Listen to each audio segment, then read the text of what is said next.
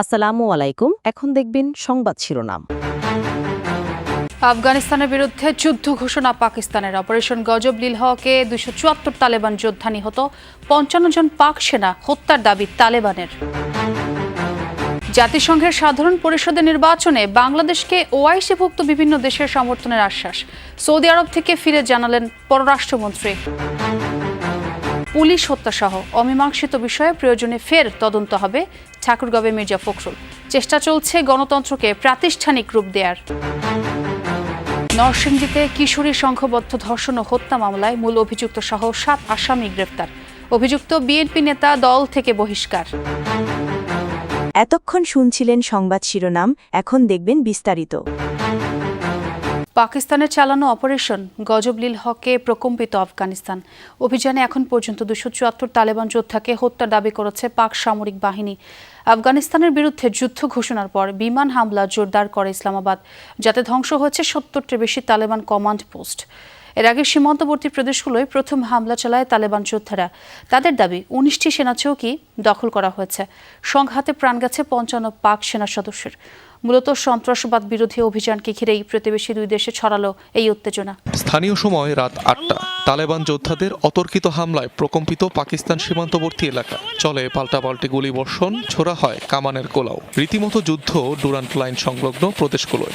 আফগান সীমান্তে চালানো সাম্প্রতিক হামলার জবাবে বৃহস্পতিবার রাতে পাকিস্তানের বিরুদ্ধে অভিযান শুরু করে তালেবান। খোস্ত, পাকতিয়া, নুরিস্তান, কুনার সহ বেশ কয়েকটি এলাকায় মিলেছে সংঘাতের খবর।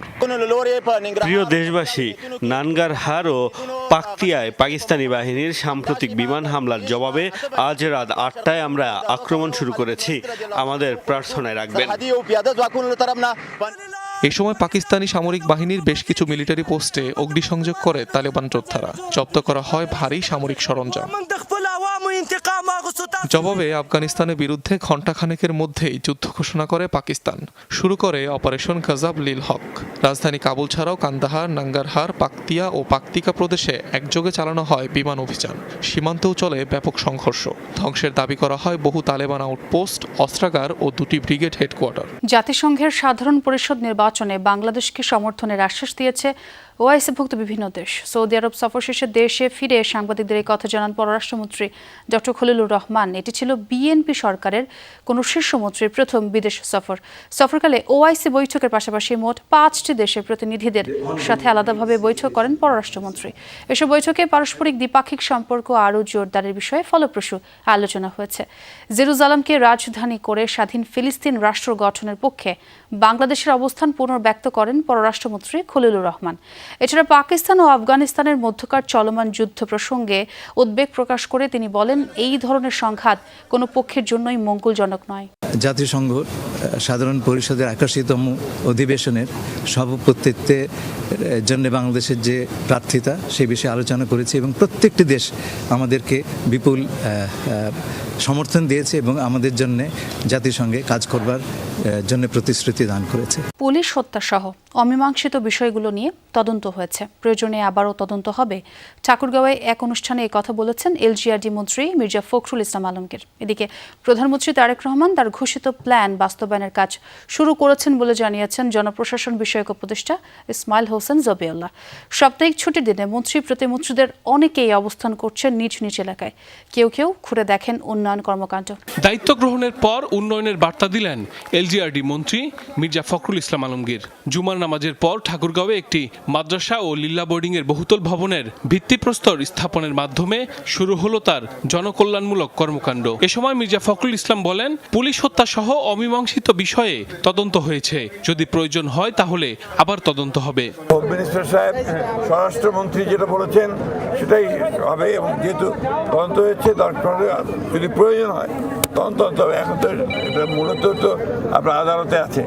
এদিকে দেশের নাজুক অর্থনীতি পুনরুদ্ধারে রাজস্ব আদায় ও বিনিয়োগ বাড়াতে হবে বলে মন্তব্য করেছেন অর্থমন্ত্রী আমির খসরু মাহমুদ চৌধুরী। চট্টগ্রামের পতেঙ্গায় হাসপাতালের জন্য জায়গা পরিদর্শন শেষে একথা জানান তিনি। বিএনপির নির্বাচনী প্রোগ্রামের মধ্যে কর্মসংস্থান একটা বড় প্রোগ্রাম। ইনভেস্টমেন্ট না হলে তো কর্মসংস্থান করতে গিয়ে হবে। এই জন্য আমরা জোর দিচ্ছি ইনভেস্টমেন্টে, দেশি বিদেশি ইনভেস্টমেন্ট।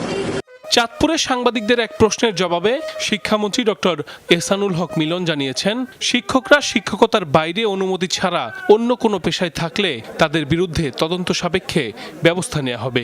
শিক্ষকতার বাইরে অন্য পেশা, পেশা এটা তো পারমিশন নিতে হয়, এটা সরকারি নিয়ম যে পারমিশন না নিলে এদের ভিতরে ইনভেস্টিগেশন হবে।